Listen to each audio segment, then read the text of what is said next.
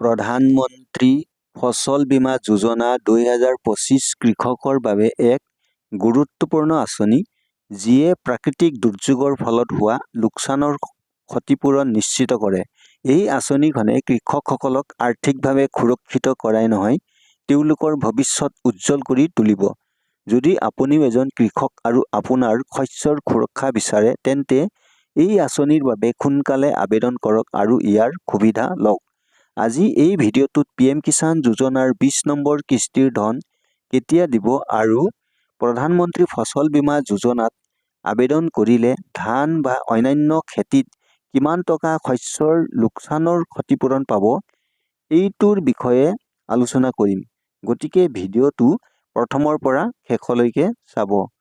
নমস্কাৰ বন্ধু বান্ধৱীসকল, যদি আপুনিও এজন কৃষক হয় আৰু প্ৰাকৃতিক দুৰ্যোগৰ কাৰণে আপোনাৰ শস্যৰ ক্ষতি হৈছে, তেন্তে আজিৰ পৰা চিন্তাৰ আৰু কোনো কাৰণ নাই, কিয়নো কেন্দ্ৰ চৰকাৰে কৃষকসকলৰ সুৰক্ষা সুনিশ্চিত কৰিবৰ বাবে প্ৰধানমন্ত্ৰী ফচল বীমা যোজনা 2025 আৰম্ভ কৰিছে। এই যোজনাৰ দ্বাৰা প্ৰকৃত কৃষকসকলক সিহঁতৰ লোকচান হোৱা শস্যৰ ক্ষতিপূৰণ দিয়া হ'ব। এই ভিডিঅ'টোত আপোনাক এই যোজনাৰ বিষয়ে সম্পূৰ্ণ তথ্য দিবলৈ চেষ্টা কৰিম, যাতে আপুনি অতি সহজে ইয়াৰ লাভ উঠাব পাৰে। প্ৰধানমন্ত্ৰী ফচল বীমা যোজনা 2025 মানে কি?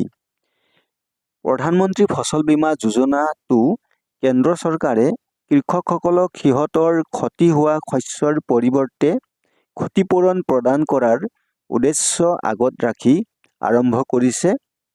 যদি খৰাং, বানপানী, শিলাবৃষ্টি, ঘূৰ্ণীবতাহ আদি প্ৰাকৃতিক দুৰ্যোগৰ বাবে শস্য নষ্ট হয়, তেতিয়া চৰকাৰে কৃষকক বীমাৰ ধন প্ৰদান কৰে।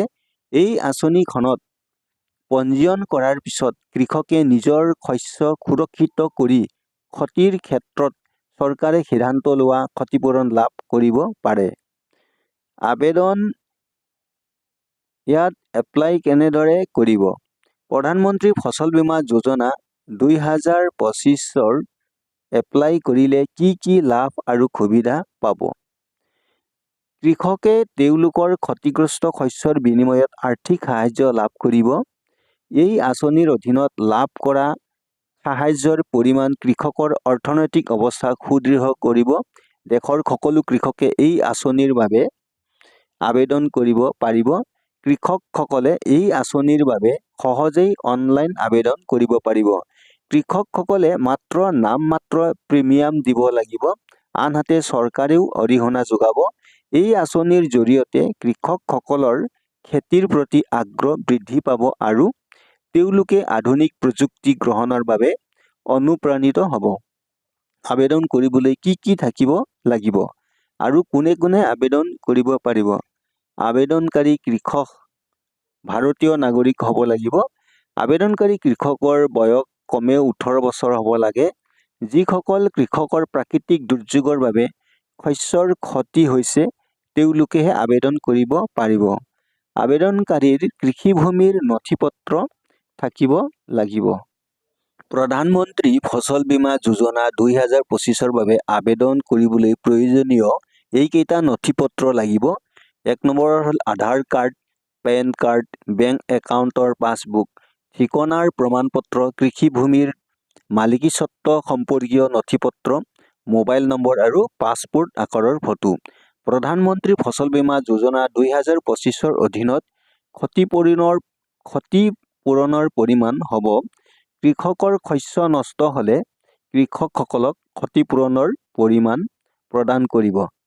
ধানত প্ৰতি হেক্টৰত আপোনাক প্ৰদান কৰিব 1,01,190 টকা। অৰ্থাৎ আপোনাৰ যদি ধান খেতি নষ্ট হয়, তেনেহ'লে আপুনি প্ৰতি হেক্টৰত 1,01,190 টকা পাব আৰু কৃষকে প্ৰিমিয়াম দিব লাগিব 2,023 টকা। বাজৰা খেতিত প্ৰতি হেক্টৰত কৃষকে পাব 48,779 টকা আৰু প্ৰিমিয়াম দিব লাগিব 975 টকা। কুঁহিয়াৰত প্ৰতি হেক্টৰত কৃষকে পাব 51,892 টকা আৰু প্ৰিমিয়াম হ'ব 1,037 টকা। কপাহ খেতি কৰিলে কৃষকে পাব প্ৰতি হেক্টৰত 1,03,525 টকা আৰু প্ৰিমিয়াম দিব লাগিব 5,176 টকা। প্ৰধানমন্ত্ৰী ফচল বীমা যোজনা 2025ত কেনেকৈ আবেদন কৰিব? এই আঁচনিৰ সুবিধা লাভ কৰিব বিচৰাসকলে অনলাইন আবেদন প্ৰক্ৰিয়া মানি চলিব লাগিব। আপোনালোকে অনলাইনৰ কাম কৰা দোকানত বা CSC চেণ্টাৰত গৈ এপ্লাই কৰিব পাৰে বা আপোনাৰ যদি কোনো এনে কাম কৰা চিনাকি ব্যক্তি আছে তেনে ব্যক্তিৰ লগত যোগাযোগ কৰিব পাৰে। আহক এতিয়া PM কিষাণৰ 20 নম্বৰ কিস্তিৰ বিষয়ে আলোচনা কৰোঁ। আপোনালোকে সকলোৱে জানে কেন্দ্ৰ চৰকাৰে PM কিষাণ যোজনাৰ আঁচনিৰ ধন বছৰত 6,000কৈ তিনিটা কিস্তিত 4 মাহৰ ভিতৰে 2,000কৈ টকা প্ৰদান কৰে। প্ৰথম কিস্তিত এপ্ৰিল মাহৰ পৰা জুলাই মাহৰ ভিতৰত, দ্বিতীয় কিস্তি আগষ্টৰ পৰা নৱেম্বৰ মাহৰ ভিতৰত আৰু তৃতীয় কিস্তি ডিচেম্বৰৰ পৰা মাৰ্চ মাহৰ ভিতৰত প্ৰদান কৰে।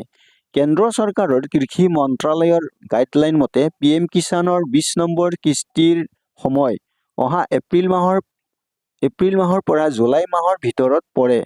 কৃষক বন্ধু বান্ধৱীসকল, বৰ্তমান PM কিষাণৰ প্ৰধান ৱেবছাইটত হিতাধিকাৰীৰ PM কিষাণ একাউণ্টবোৰত 24 ফেব্ৰুৱাৰী তাৰিখে দিয়া পেমেণ্টৰ তথ্যবোৰৰ ডাটা এণ্ট্ৰি কৰি আছে।